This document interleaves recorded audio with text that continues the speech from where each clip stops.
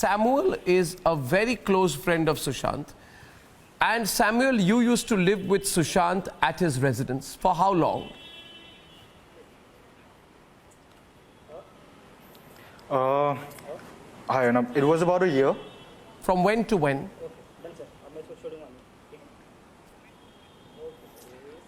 It was somewhere around October 2018 till June, July 2019. Why did you leave?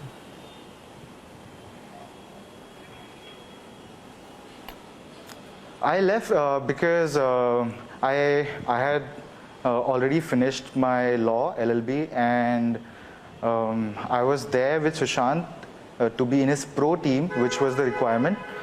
Sushant wanted a team which would help him to pursue his dreams. He had a list of about 150 dreams, and we all were from different backgrounds, different skill sets. One person was this director, one person was this editor, one person was this actor, and we all came together to help Sushant achieve these dreams.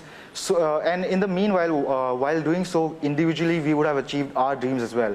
And Sushant always looked up to me as his younger brother. Where is that team now? Where is that team? Who are the members of the team who are still with Sushant when he died? There was no one. So why did everybody leave together? Everyone had left. I was the only one from that old team. They didn't leave together. Everyone had their own reasons. And I also had spent some time, and we had achieved a few dreams with Sushant. The version that Riya Chakrabarti is giving is that here was a man who was extremely depressed, depressive, almost psychotic, drugs dependent, not in control, bipolar, schizophrenic and suicidal. Is that your assessment of Sushant? Well, that's not my assessment of Sushant, because till the time I was there, he was a very lively person. He was a person who would be always in the moment, and that's what he taught us. We would wake up in the morning and he would ask me, Sam, where do you see yourself in 5 years? And let's do meditation. Let's go play TT. Just play some happening music. Samuel, the version being given out by some self-styled counselors and psychiatrists coming out right now is that here was a man who was depressed, schizophrenic, bipolar, and Riya Chakrabarti was the only reason why there was some sense of balance in his life, and she was giving him necessary drugs. What is all this then? I'm completely unaware of this kind of version, because I have my own perception and my own way of understanding who Sushant was, and to be honest, he taught me so much, and till the time I was there, we were so happy.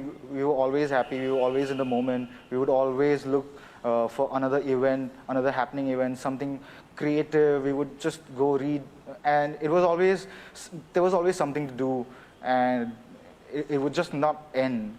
I mean, the day would just not end. Like, it would just go on and on. It was so happening. It was so much learning. It was spiritual in a way, yeah, to be honest. So yeah.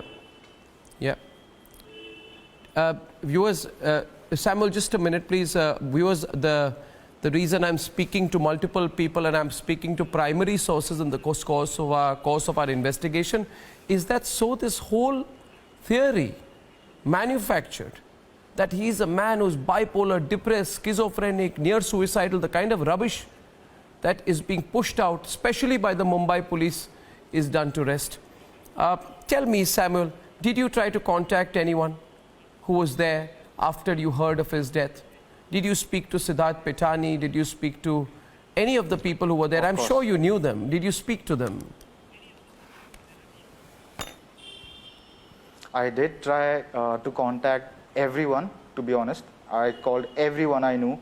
And the only person I could get hold of on 14th was Neeraj, the house helper. Yeah. And he also gave me the version which is there in the media.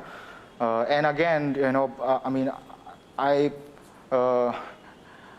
I can't just take their words, for sure. I mean, I really want a thorough investigation in this case because I'm also personally I really want to know what really went wrong, what happened.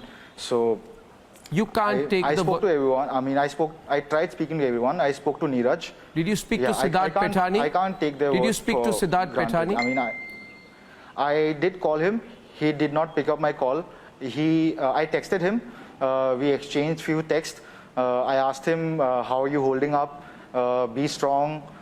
Because, I mean, right now there is a completely different version, and so I'm not aware of that. But as far as I knew, I had to ask him how he's doing, and he explained me what was happening.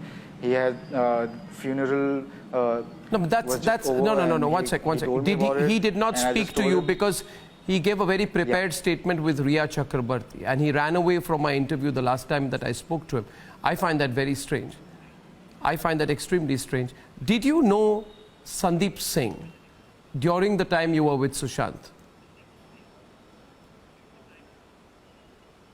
No, no. Sandeep Singh came on my program and said that he said, I am the closest friend Sushant ever had. May I ask you once again to remember? I'm sorry, you're breaking up. May I ask you once again to remember, do you recollect a man called Sandeep Singh? Yeah. Sandeep Singh? Does it ring a bell? No. Mahesh Shetty, does that ring a bell? Not at all, because no. Now tell me, Samuel, the reason... I'm sorry, Samuel. I mean, I've been following the news after the demise, but No, I don't know. I am asking you, Samuel. Yes. You stayed with him, you were close to him for over a year. This man came on my show, and by the way, Samuel, Sandeep Singh is the man who entered the house on the day of the crime. I call it a crime. He's the man who apparently helped take the body, arrange the ambulances. And when I asked him, how did you get access? He said, I was the closest friend Sushant ever had. Now, we don't have Sushant to confirm that. You're telling me you don't know of this man, but this man came on TV, and when I asked him, how did you get access to the crime scene? He says, well, I was the closest the family ever had. And Siddharth Petani allowed Sandeep Singh into the house and allowed him to take over the house and decide what happens to Sushant's body. How can someone, unless he's a family member, take control of a situation after someone's demise? I'm asking you a third time, do you remember Sandeep Singh as his closest friend as he claims to be? No, Arnab, I do not remember. I do not remember Sushant ever talking about him to us till the time I was there. And if what you're saying, I mean, the narrative which you have, he let someone and take over, I mean, that's negligent on their part. That's why I also personally feel there should be a thorough investigation into this matter. Last question, why does the theory being pushed around, you said, I find it tough to believe. Why do you find it tough to believe? We all have our own reasons. I'm sorry, what part? Of him suddenly committing suicide and killing himself. Because as I told you, he was so lively.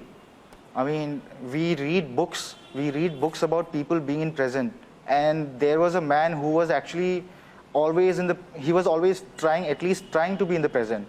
Let me be like very specific. And for people like us who just want to learn, it's an amazing chance. I mean, it's magic happening every moment. Samuel, last question to you. You know, he's always in the moment. Last question. Do you know a person called Samuel Miranda, who was also in the house? Where is Samuel Miranda? What did he do? What was the association like? Have you met him? We haven't heard of him since Sushant died.